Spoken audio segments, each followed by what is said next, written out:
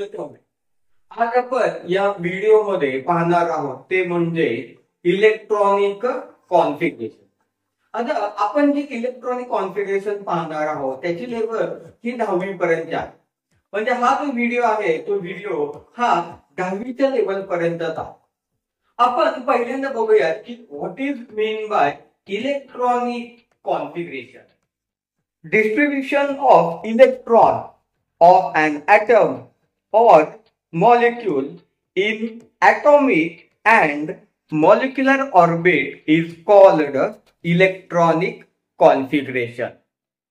म्हणजे साध्या सोप्या शब्दात सांगायचं झालं तर एखाद्या इलेमेंटकडे असणार ऑर्बिट मध्ये आपण जी इलेक्ट्रॉनची अरेंजमेंट करतो त्या अरेंजमेंटला आपण काय म्हणतो, it is called the electronic configuration. जर समजा तुम्हाला इलेक्ट्रॉनिक कॉन्फिगरेशन काढायचं असेल तर तुम्हाला कशाची गरज लागते, तर ती आहे ऍटॉमिक नंबर. ऍटॉमिक नंबरच का, कारण या ऍटॉमिक नंबर वरून तुम्ही इलेक्ट्रॉनची संख्या सांगू शकता आणि त्या इलेक्ट्रॉनच्या संख्येवरून तुम्ही इलेक्ट्रॉनिक कॉन्फिगरेशन काढू शकता. What is atomic number? It is the number of electron or proton. म्हणजे एखाद्या एलिमेंटकडे इलेक्ट्रॉनची किंवा प्रोटॉनची किती संख्या आहे त्या संख्येला आपण काय म्हणतो, it is the atomic number. म्हणजे तर आपण उदाहरण द्यायचं झालं सोडियमचा ॲटॉमिक नंबर किती आहे, 11. मग जर समजा त्याचा ॲटॉमिक नंबर 11 असेल तर त्याच्याकडे इलेक्ट्रॉन किती झाले, 11. जर आपण पुढचं एक्झाम्पल घेतलं लिथियमचा, तर लिथियमचा ॲटॉमिक नंबर किती आहे, 3. मग जर समजा त्याचा ॲटॉमिक नंबर 3 असेल तर त्याच्याकडे इलेक्ट्रॉन किती झाले, 3.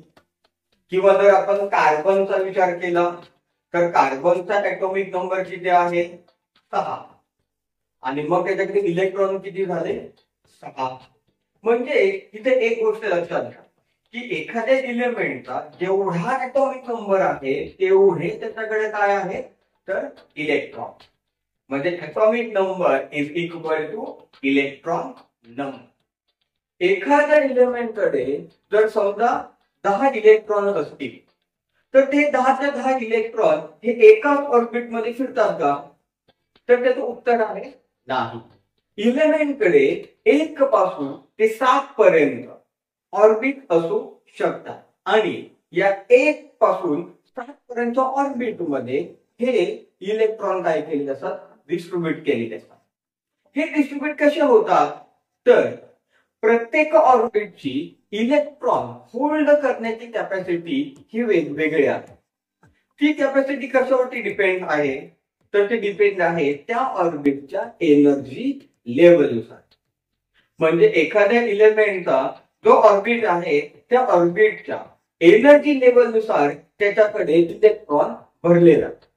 मग आता हे जे डिस्ट्रीब्युशन आहे ते डिस्ट्रीब्युशन हे आपण कसं काढणार, म्हणजे आपण इलेक्ट्रॉनिक कॉन्फिगरेशन हे कसं लिहायचं, तर त्यासाठी आपल्याला एक फॉर्म्युला आहे आणि तो फॉर्म्युला कोणी दिलेला आहे, तर नील बोर यांनी हा फॉर्म्युला सांगितला. त्यांचा फॉर्म्युला कुठला होता आणि तो कशा मार्फत आला, तर त्यांचे प्रिन्सिपल आहे, ज्या प्रिन्सिपल आपण काय म्हणतो, बोर-बरी प्रिन्सिपल.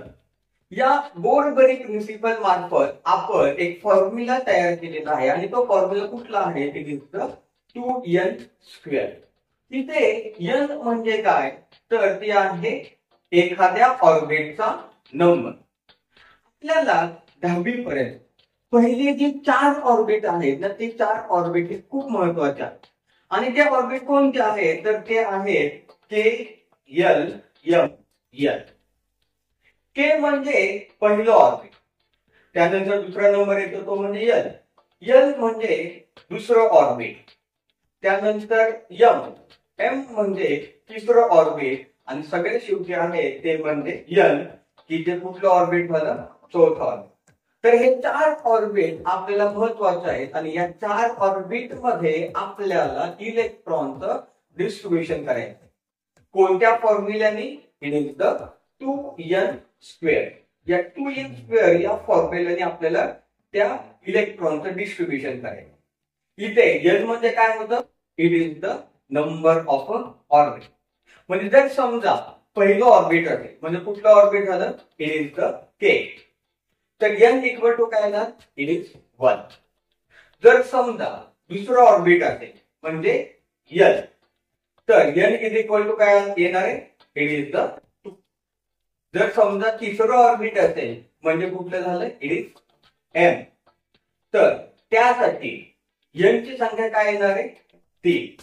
आणि जर समजा चौथं ऑर्बिट असेल n, तर त्यासाठी n इज इक्वल टू काय येणार आहे, इट इज द 4. आणि याच्यामुळे आपण त्या ऑर्बिट मध्ये मॅक्झिमम किती इलेक्ट्रॉन बसतात किंवा त्या ऑर्बिट मध्ये मॅक्झिमम किती इलेक्ट्रॉन असतात हे आपण डिराइव्ह करू शकतो किंवा त्या फॉर्म्युलाने आपण ते काढू शकतो. जर समजा पहिलं ऑर्बिट असेल तर n इज इक्वल टू काय येणार आहे, 1. मग जर आपण हे 2n² च्या फॉर्म्युलामध्ये ठेवलं तर आपलं उत्तर काय येणार आहे, it is 2 × 1² which is equal to 2. म्हणजे पहिल्या ऑर्बिट मध्ये आपल्या k ऑर्बिट मध्ये मॅक्झिमम किती इलेक्ट्रॉन असतात, इट इज 2. जर समजा आपण दुसरं ऑर्बिट घेतलं म्हणजे कुठलं, इट इज द n, मग इथे n इज इक्वल टू काय येणार आहे, 2. मग आपल्या फॉर्म्युलामध्ये याची किंमत ठेवली तर काय येणार आहे, इट इज 2 × 2² म्हणजे किती आलं, इट इज द 8.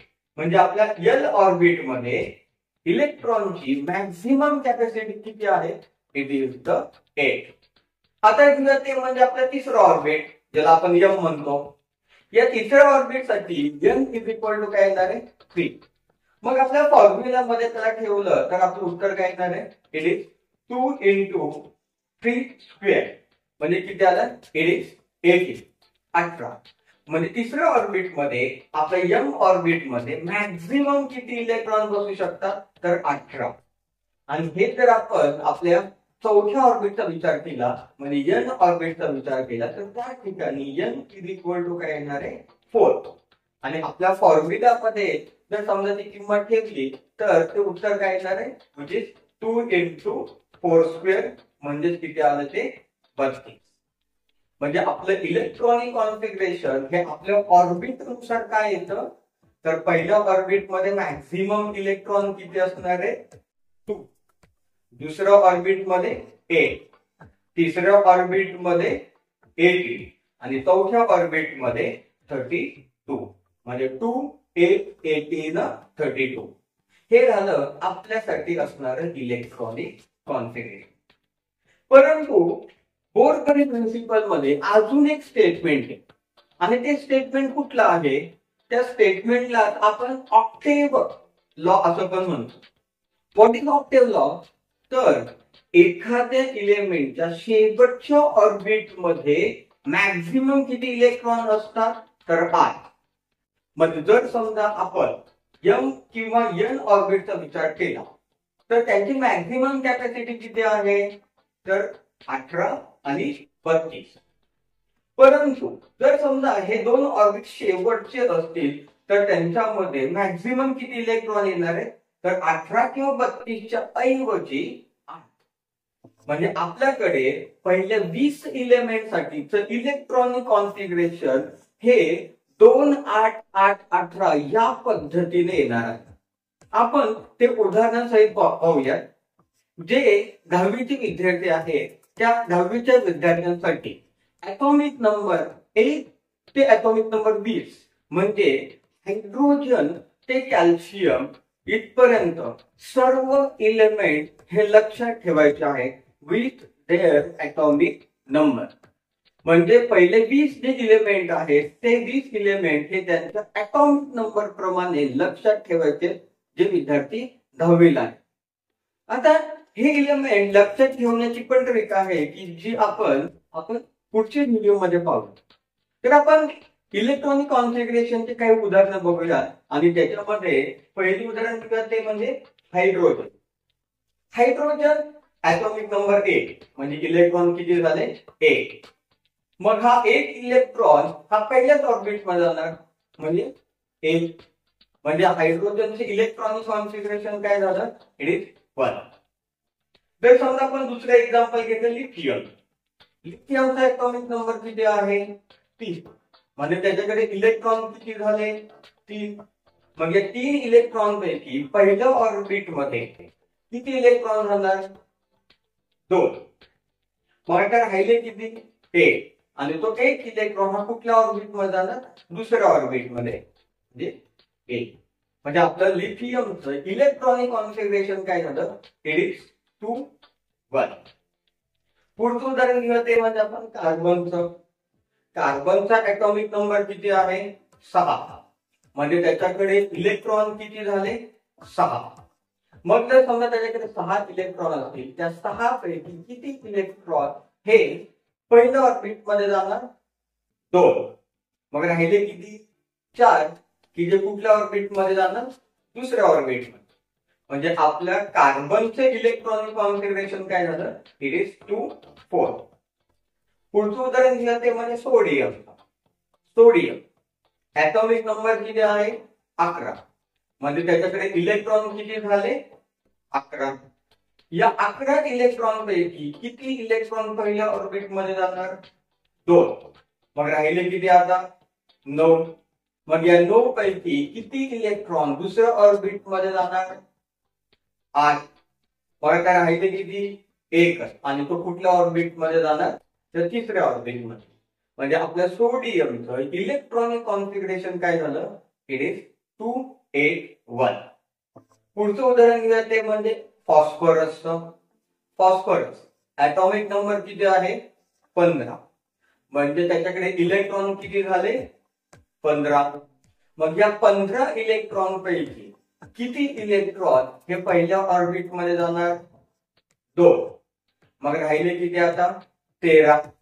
या 13 पैकी किती इलेक्ट्रॉन हे दुसऱ्या ऑर्बिट मध्ये जाणार, तर 8. मग आता 13 पैकी 8 गेले, राहिले किती, 5. आणि हे 5 इलेक्ट्रॉन मग कुठे जाणार, तर आपल्या तिसऱ्या ऑर्बिट मध्ये. म्हणजे फॉस्फरसचं इलेक्ट्रॉनिक कॉन्फिगरेशन काय झालं, इट इज 2 8 5. पुढचं उदाहरण बघूया ते म्हणजे पोटॅशियम. पोटॅशियम ऍटॉमिक नंबर किती आहे, 19. म्हणजे त्याच्याकडे इलेक्ट्रॉन किती झाले, 19. या 19 इलेक्ट्रॉन पैकी किती इलेक्ट्रॉन हे पहिल्या ऑर्बिट मध्ये जाणार, तर 2. मग 2 गेले, राहिले किती, 17. या 17 पैकी किती इलेक्ट्रॉन हे दुसऱ्या ऑर्बिट मध्ये जाणार, तर 8. मग 17 पैकी 8 गेले, राहिले किती, 9. आता इथं आपल्याला त्या ऑक्टेट रूलचा किंवा त्या स्टेटमेंटचा विचार करायचा की मॅक्झिमम शेवटच्या ऑर्बिट मध्ये किती इलेक्ट्रॉन असणार आहे, 8. म्हणून 9 पैकी 8 इलेक्ट्रॉन हे कुठे जाणार आहे, तर तिसऱ्या ऑर्बिट मध्ये जाणार. आणि राहिलेला जो 1 इलेक्ट्रॉन आहे तो कुठे जाणार आहे, तर चौथ्या ऑर्बिट मध्ये जाणार. म्हणजे आपले इलेक्ट्रॉनिक कॉन्फिगरेशन हे काय झालं, इट इज 2 8 8 1. म्हणजे आपल्याला पहिले जे 20 इलेमेंट आहे त्या 20 इलेमेंटचं इलेक्ट्रॉनिक कॉन्फिगरेशन हे या पद्धतीने लिहायचे. म्हणजे त्यांचे इलेक्ट्रॉनिक कॉन्फिगरेशन हे कसं असणार आहे, 2 8 8 त्याच्यानंतर परत 18 असेल, ते 20 नंतरच्या पुढच्या इलेमेंट घ्या. 20वा इलेमेंट पकडला की तो कोण आहे, कॅल्शियम. कॅल्शियम ऍटॉमिक नंबर किती आहे, 20. म्हणजे त्याच्याकडे इलेक्ट्रॉन किती झाले, 20. या 20 इलेक्ट्रॉन पैकी किती इलेक्ट्रॉन हे पहिल्या ऑर्बिट मध्ये येणार आहे, 2. मग आता 20 पैकी 2 गेले, राहिले किती, 18. या 18 इलेक्ट्रॉन पैकी किती इलेक्ट्रॉन हे दुसऱ्या ऑर्बिट मध्ये असणार आहे, तर 8. मग राहिले किती आता, 10. या 10 इलेक्ट्रॉन पैकी किती इलेक्ट्रॉन तिसऱ्या ऑर्बिट मध्ये गेले, 8. आणि राहिले जो दुसरा 2 इलेक्ट्रॉन आहे ते 2 इलेक्ट्रॉन हे कुठे जाणार आहेत, मग चौथ्या ऑर्बिट. म्हणजे आपल्या कॅल्शियमचं इलेक्ट्रॉनिक कॉन्फिगरेशन हे काय झालं, इट इज 2 8 8 2. तर या प्रकारे तुम्हाला पहिले जे 20 इलेमेंट आहेत त्या 20 इलेमेंटचं इलेक्ट्रॉनिक कॉन्फिगरेशन हे लिहून काढायचं.